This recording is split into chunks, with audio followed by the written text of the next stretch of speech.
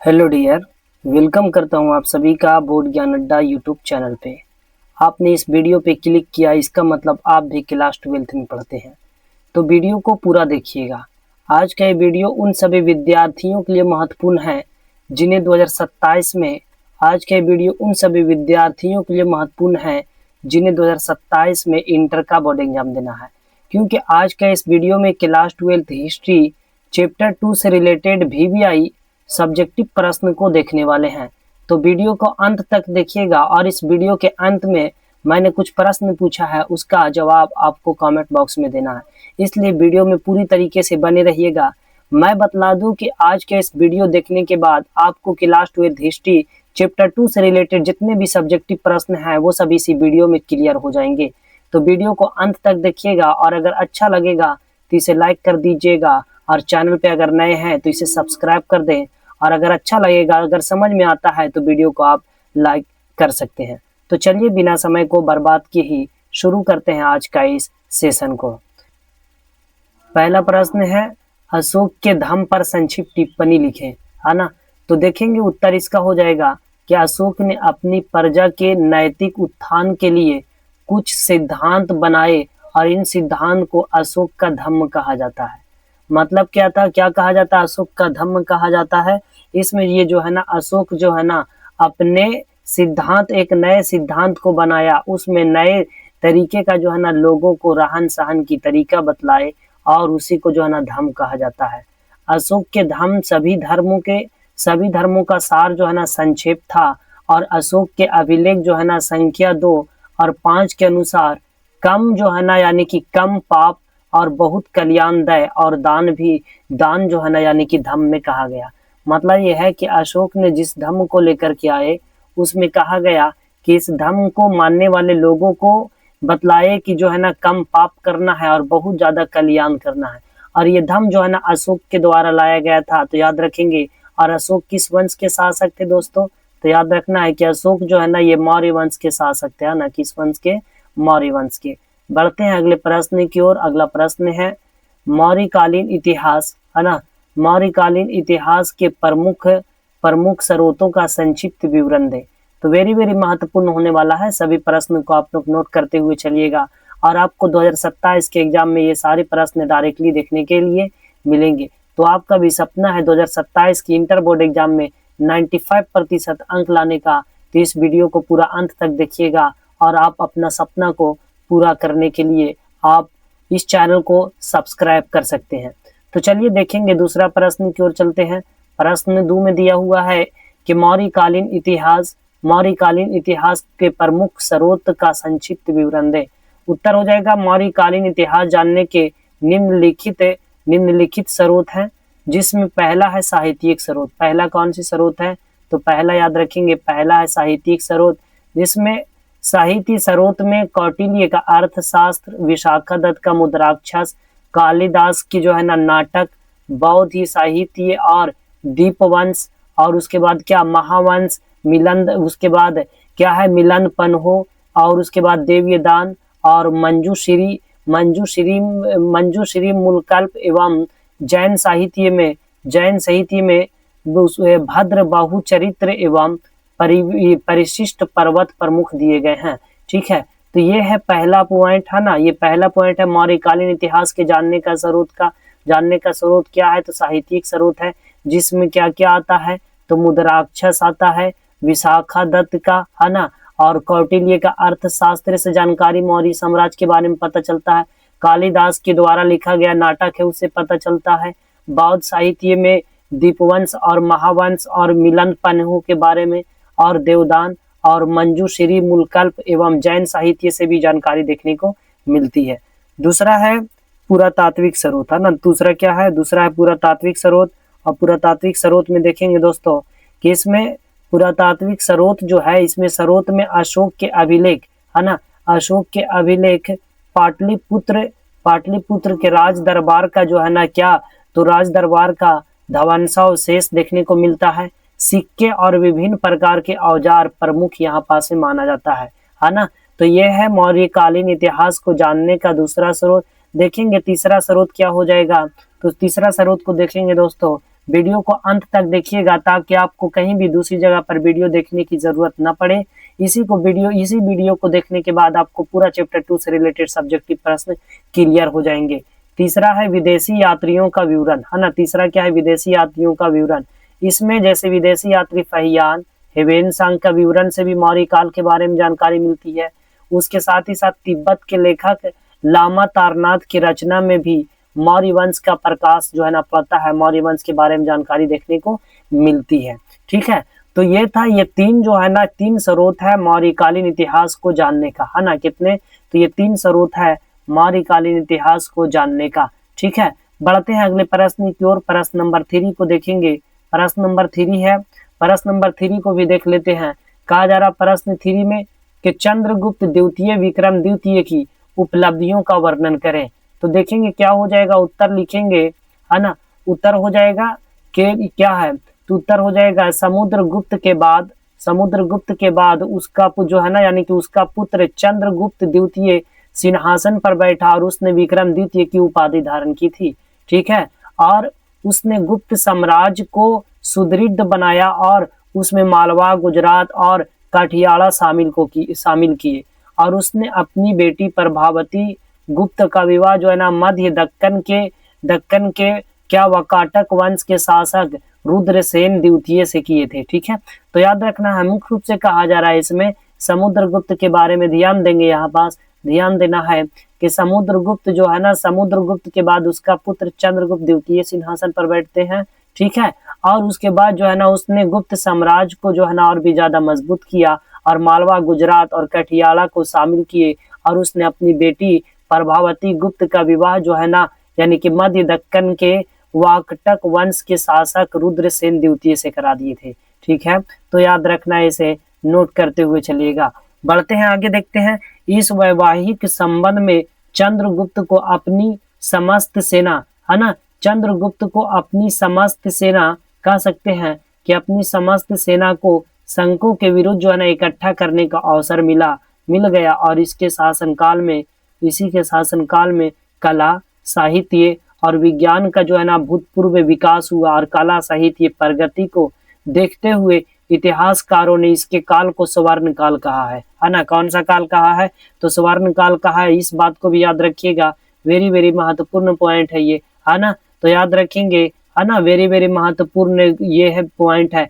चंद्रगुप्त द्वितीय के काल को जो है ना क्या कहा है, तो स्वर्ण काल कहा गया। कौन सा काल, स्वर्ण काल, याद रखना है। अगला प्रश्न है प्रश्न नंबर 4, सातवाहन कौन थे, सातवाहन कौन थे। तो देखेंगे चौथा नंबर प्रश्न का करेक्ट आंसर क्या है, उत्तर, यानी कि दक्कन भारत में देखेंगे कि दक्कन भारत के जो है दक्कन भारत में ईसा पूर्व प्रथम, है ना, दक्कन भारत में ईसा पूर्व प्रथम शताब्दी में सिमुक नामक व्यक्ति ने सातवाहन वंश की स्थापना की और इस वंश का सबसे शक्तिशाली शासक जो है ना गौतमी पुत्र सतकर्णी को माना जाता है और इसके शासक जो है ना ब्राह्मण थे और यह जो है ना क्या, तो मात्र सत्तात्मक राजवंश थी, है ना, मात्र सत्तात्मक। इसमें किसके वंश चला करता था, तो माता का, इसलिए मात्र सत्तात्मक वंश कहा जाता है इसे। ठीक है, और इस काल में सर्वप्रथम ब्राह्मण को भूमिदान की परंपरा शुरू हुई थी इसी काल में। तो इस पॉइंट को भी नोट कर लीजिएगा, याद कर लीजिएगा, इसे बिल्कुल वेरी वेरी इंपॉर्टेंट प्रश्न है। ठीक है, बढ़ते हैं अगले प्रश्न की ओर, देखेंगे प्रश्न नंबर 5। प्रश्न नंबर 5 में देखेंगे क्या कहा जा रहा। प्रश्न नंबर 5 में दिया है दोस्तों, याद रखेंगे, ध्यान दीजिएगा। प्रश्न नंबर 5 में कहा जा रहा कि मौर्यकालीन इतिहास के 4 अभिलेख स्रोत को लिखें। तो देखेंगे मौर्यकालीन इतिहास के 4 अभिलेख स्रोत, जिसमें मौर्यकालीन इतिहास के 4 अभिलेख स्रोत जो है ना ये निम्नलिखित है ना। पहला 14 वृहत शिलालेख जो कि यानी कि कलसी और शाहबाज गढ़ी आदि से मिले हैं। दूसरा है मास्की गुर्जरा से प्राप्त लघु शिलालेख।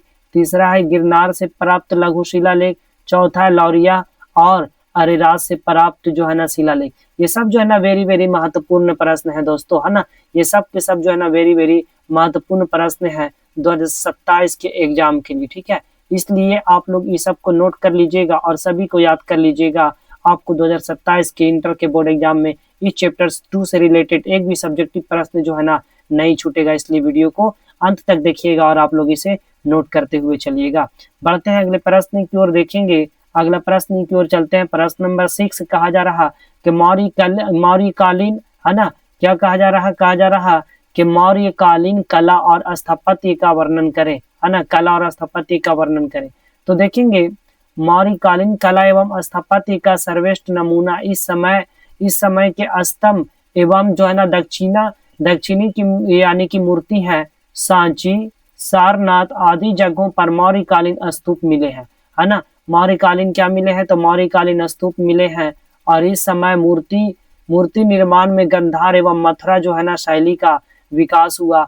और अशोक द्वारा 84,000 बौद्ध स्तूप, कितने, तो 84,000 याद रखेंगे, कितने, तो 84,000 बौद्ध स्तूप का निर्माण करवाया गया था। इस काल में पर्वतों को काटकर गुहा और गिरोहों का भी निर्माण हुआ। और बराबरी की पहाड़ी, है ना, याद रखेंगे इसे, बराबरी की पहाड़ी एवं नागा अर्जुन पहाड़ी में भी यानी कि आज भी देखने के लिए ये मिलते हैं। ठीक है, तो यह है 6 नंबर प्रश्न। बढ़ते हैं अगले प्रश्न की ओर। प्रश्न नंबर 7, महाजनपद से आप क्या समझते हैं।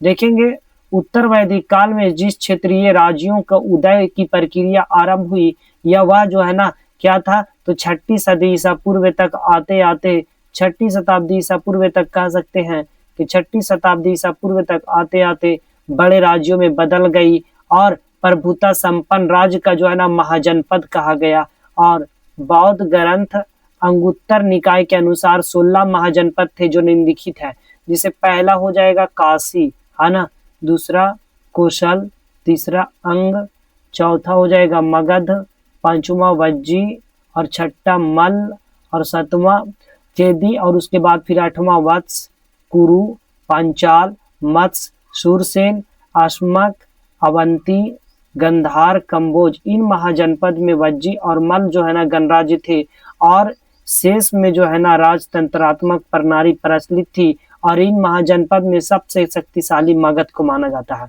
तो याद रखेंगे, इस पॉइंट को याद रखना है कि महाजनपद जो है ना वैदिक काल में कितने, तो याद रखेंगे कि वैदिक काल में कितने, तो वैदिक काल में 16 महाजनपद थे, जिनमें सबसे शक्तिशाली अगर पूछा जाए कि सबसे शक्तिशाली महाजनपद कौन सा था, तो सबसे शक्तिशाली महाजनपद मगध था, है ना। कौन था, मगध को याद रखेंगे, सबसे शक्तिशाली जनपद था। और इसी मगध के ही जो है ना यानी कि शासक थे अशोक, जिन्होंने जो है ना धर्म को अपनाया और अंत में जो है ना कलिंग का युद्ध, कलिंग यानी कि उड़ीसा में यानी कि कलिंग का युद्ध किए। और कलिंग का युद्ध में जो है ना जीत प्राप्त करने के बाद इन्होंने बौद्ध धर्म को अपना लिए थे, है ना, बौद्ध धर्म को अपना लिए थे। सबसे शक्तिशाली महाजनपद कौन था, तो याद रखेंगे कि सबसे शक्तिशाली यानी महाजनपद मगध, है ना, कौन था, तो मगध था। बढ़ते हैं अगले प्रश्न की ओर। प्रश्न नंबर 8 को देखेंगे। प्रश्न नंबर 8वां को देखते हैं। कहा जा रहा, प्रश्न नंबर 8 में कहा जा रहा है, प्रश्न नंबर 8 को देखेंगे। प्रश्न नंबर 8 में कहा जा रहा है दोस्तों कि गुप्तकालीन विज्ञान एवं प्रौद्योगिकी पर प्रकाश डालें। एवं प्रौद्योगिकी पर क्या करना है, तो प्रकाश डालें। तो देखेंगे इस 8वां नंबर प्रश्न का आंसर, गुप्त काल में विज्ञान और प्रौद्योगिकी की विभिन्नता, गुप्त काल में, है ना, कौन से काल में, गुप्त काल में विज्ञान और प्रौद्योगिकी की विभिन्नता शाखाओं का उल्लेख विकास हुआ। गणित के क्षेत्र में आर्यभट्ट की रचना आर्यभट्टियम है ना। और इसमें जो है ना जिसमें अंक गणित, बीज गणित तथा रेखा गणित की जो है ना विवेचना देखने को मिलता है। आर्यभट्टियम की रचयिता कौन है, तो आर्यभट्ट है, याद रखेंगे। और शून्य का आविष्कार जो है ना और पाई का मान 3.14 इन्होंने ही बताया। और ज्योतिष के क्षेत्र में जो है ना पृथ्वी गोल है और सूर्य ग्रहण एवं चंद्र ग्रहण आदि की भी जानकारी इन्होंने दी है। और उसके बाद वराहमिहिर की रचना पंच सिद्धांत इसी समय की रचना है। आयुर्वेद के क्षेत्र में चरक जो है ना सुश्रुत इस समय की यानी कि इस समय हुए थे। और नागा अर्जुन रसायन और धातु विज्ञान के प्रमुख जानकारी देखने को मिलता है। तो इसे भी याद रखना है दोस्तों, ठीक है, आप लोग इसे भी नोट कर लीजिएगा। बढ़ते हैं अगले प्रश्न की ओर, देखेंगे अगला प्रश्न की, बढ़ते हैं अगले प्रश्न की ओर। प्रश्न नंबर 9, प्रश्न नंबर 9 में कहा जा रहा है क्या, तो प्रश्न नंबर 9 में कहा जा रहा है कि अशोक के अभिलेख पर टिप्पणी लिखे, है ना। किसके अभिलेख पर, तो अशोक के अभिलेख पर टिप्पणी लिखे। तो देखेंगे दोस्तों अशोक के अभिलेख, अशोक के अभिलेख जो है ना ये 40 से अधिक अभिलेख तो प्राप्त हुए हैं और इन अभिलेख को भारत के इतिहास में बड़ा महत्व दिया गया है ना। भारत के इतिहास में सबसे बड़ा महत्व दिया गया है। जैसे पहला है अशोक के अधिकतर अभिलेख सीमांत क्षेत्र में है और इसकी सहायता से हम अशोक के साम्राज्य की सीमाएं निश्चित कर सकते हैं, उनके बारे में जानकारी प्राप्त कर सकते हैं। दूसरा, उसके अभिलेख से यह स्पष्ट होता है कि वह बौद्ध धर्म में जो है ना लंबित था और अशोक के अभिलेख से जो है ना उसके उच्च चरित्र और विशेषताओं की जानकारी मिलती है। इन अभिलेख से ज्ञात होता है कि अशोक के मिस्र, सीरिया, बर्मा और श्रीलंका साथ बड़े संबंध देखने को मिलते हैं और इन अभिलेख से यह भी ज्ञात होता है कि अशोक जो है ना बौद्ध धर्म का प्रचारक यानी कि किए थे और अशोक जो है ना अशोक के अभिलेख से मौर्यकालीन कला का ज्ञान भी पता चलता है, मौर्यकालीन कला की जानकारी देखने को मिलती है। तो ये है प्रश्न नंबर 9 का आंसर। देखते हैं अगले प्रश्न की ओर बढ़ेंगे, प्रश्न नंबर 10। प्रश्न नंबर 10 की ओर चलते हैं दोस्तों। वीडियो को अंत तक देखिएगा ताकि आपको किसी भी टॉपिक में कोई भी दिक्कत ना हो। 10वां नंबर प्रश्न है कलिंग युद्ध का अशोक पर, है ना। 10वां नंबर प्रश्न दिया गया है कि कलिंग युद्ध के अशोक पर क्या प्रभाव पड़ा। तो कलिंग युद्ध के अशोक पर क्या प्रभाव पड़ा, तो उत्तर देखेंगे कलिंग युद्ध के अशोक पर प्रभाव पड़ा है, जैसे जिसमें कलिंग युद्ध के अशोक पर जो है ना निम्न प्रभाव पड़ा। जिसमें पहला है अशोक ने जो है ना क्या तो साम्राज्य विस्तार की नीति का परित्याग कर दिया, है ना। क्या कर दिया, परित्याग कर दिया। और उसके बाद इसमें अहिंसा, सत्य, प्रेम, दान, पारंपरिक आदि रास्ता अपनाए और अशोक जो है ना अशोक बौद्ध धर्म को जो है ना अनुयायी बन गए और बौद्ध धर्म के प्रचार प्रसार पूरे देश में करवाए थे, साथ ही साथ देश के बाहर, साथ ही साथ विदेश में भी करवाए थे। तो ये थे बौद्ध धर्म को प्रचारक कौन से शासक ने किए, तो अशोक ने, याद रखना है। बढ़ते हैं अगले प्रश्न की ओर। प्रश्न नंबर 11 देखेंगे, समुद्रगुप्त की नेपोलियन से तुलना क्यों की जाती है ना। वेरी वेरी महत्वपूर्ण प्रश्न है ना। तो देखेंगे समुद्रगुप्त की जो है ना नेपोलियन से तुलना की जाती है, इसके 2 कारण निम्न है। जैसे पहला है विजयी, है ना, विजयी कारण, है ना, जिसमें समुद्रगुप्त जो है समुद्रगुप्त की सामना जो है ना यानी कि समान कई जो है ना कई विजयी अभियान किए और आर्यावर्त, है ना, इसमें आर्यावर्त और उस आर्यावर्त साथ ही साथ में फिर देखेंगे दोस्तों इसके आर्यावर्त, दक्षिण पथ आदि क्षेत्र पर जो है ना विजय भी पाई थी। ठीक है, तो इस बात को भी याद रखना है। अगला फिर दूसरा है साम्राज्य की दृढ़ता के कारण, है ना, साम्राज्य की दृढ़ता के कारण। जिसमें साम्राज्य की दृढ़ता के कारण की अगर बात करें तो इसमें नेपोलियन के सब यानी कि क्या, तो फ्रांस यूरोप के सर्वाधिक जो है ना शक्तिशाली राज्य था और उसी प्रकार जो है ना समुद्रगुप्त के समय गुप्त वंश की चुनौती देने वाले कई यानी कि कोई भी नहीं थे और इसीलिए समुद्रगुप्त की नेपोलियन से तुलना की जाती है। तो ये 11 नंबर प्रश्न का उत्तर है दोस्तों। बढ़ते हैं अगले प्रश्न की ओर, देखेंगे प्रश्न नंबर 12 यानी प्रश्न नंबर 12। बढ़ते हैं अगले प्रश्न की ओर। प्रश्न नंबर 12 दिया गया है। प्रश्न नंबर 12 में कहा जा रहा कि मौर्य वंश का संस्थापक कौन था और उसका कार्यकाल बताएं, है ना। मौर्य वंश के संस्थापक और उनके कार्यकाल को बतलाना है।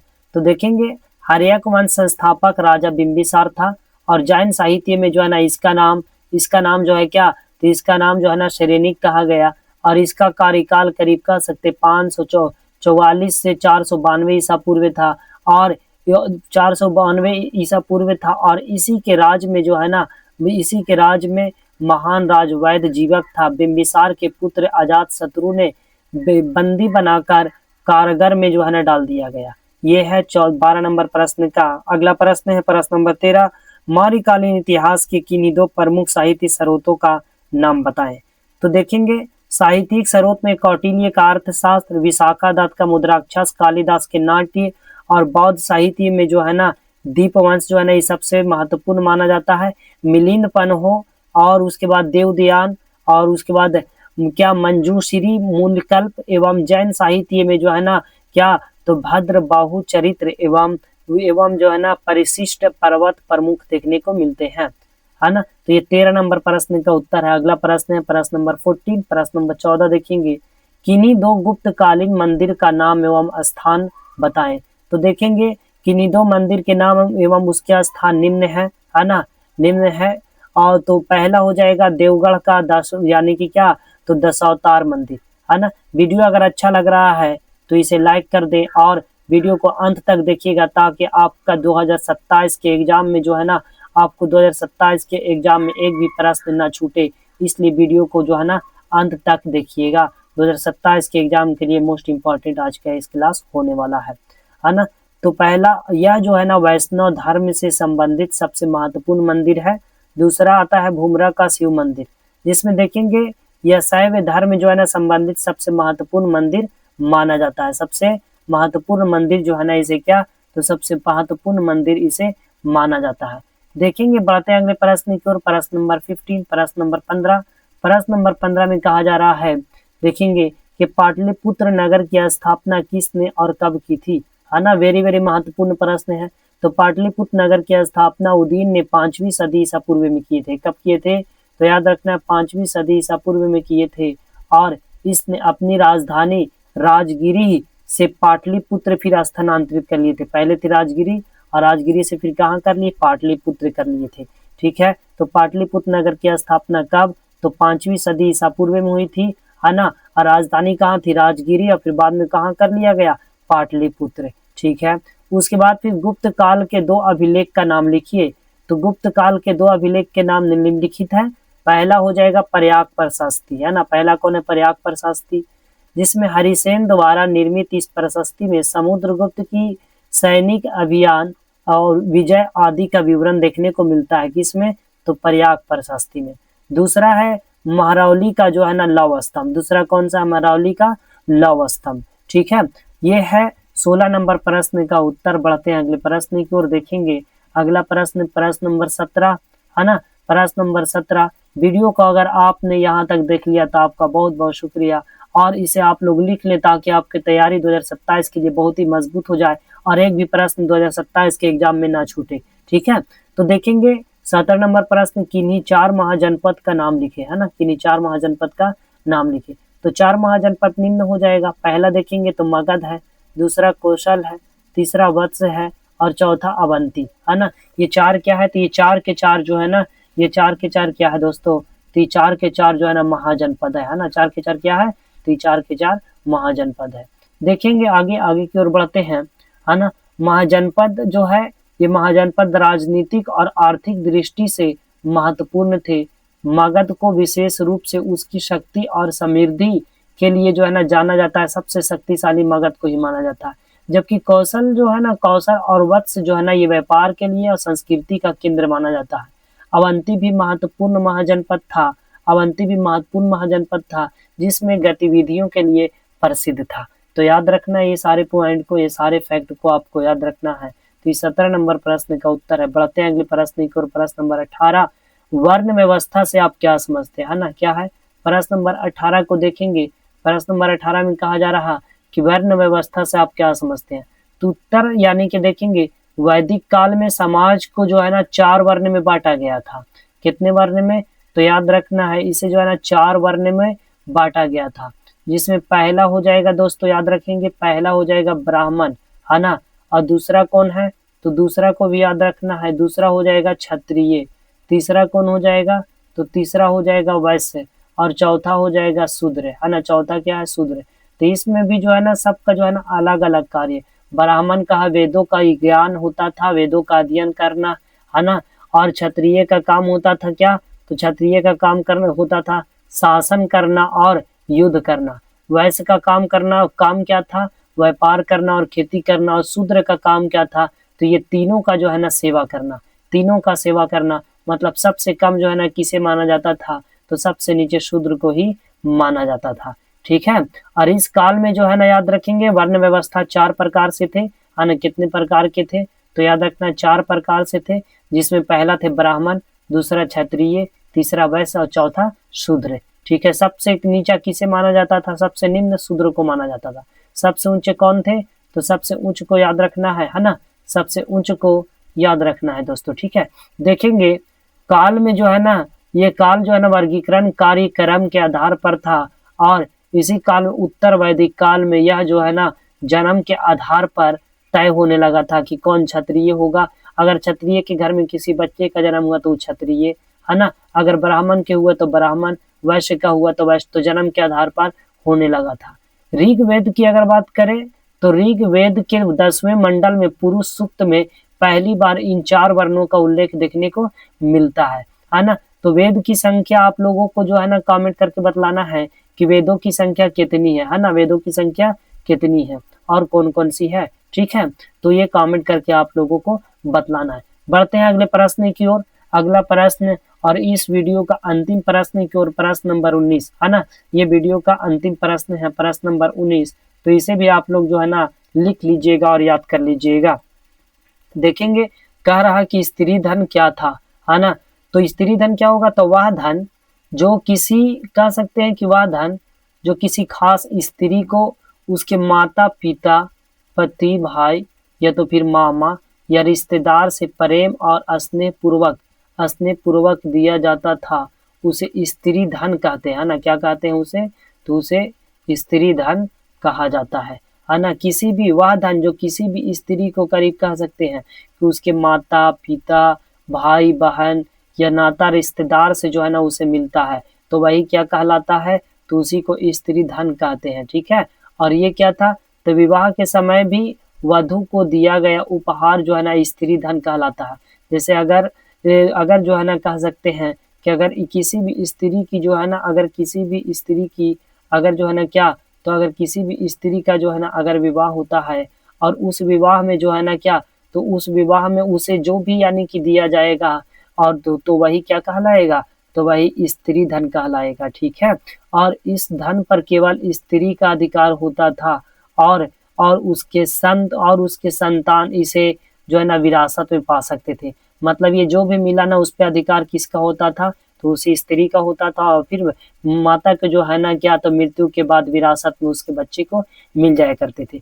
तो दोस्तों ये था आज का वीडियो जो कि 2027 के एग्जाम के लिए वेरी 2027 के एग्जाम के लिए जो है ना वेरी महत्वपूर्ण सब्जेक्टिव प्रश्न था। तो आप लोग कमेंट करके जरूर बतलाएं कि वीडियो कैसा लगा। अगर अच्छा लगा तो इसे लाइक कर दें और समझ में आया तो इसे लाइक कर दें, और अगर अच्छा नहीं लगा तो आप इस वीडियो को डिसलाइक भी कर सकते हैं ना। आप इस वीडियो को डिसलाइक भी कर सकते हैं, ठीक है। तो मिलते हैं अगले वीडियो में चैप्टर 2 है ना, क्लास 12 हिस्ट्री चैप्टर 3 को लेकर के आते हैं, है ना। क्लास 12 का हिस्ट्री को लेकर के आते हैं अगले बार, क्लास 12 हिस्ट्री चैप्टर 3। तो आप लोग चैनल पे अगर नए हैं तो इसे सब्सक्राइब कर लें ताकि आपकी तैयारी और भी बेहतर तरीके से करा दी जाए।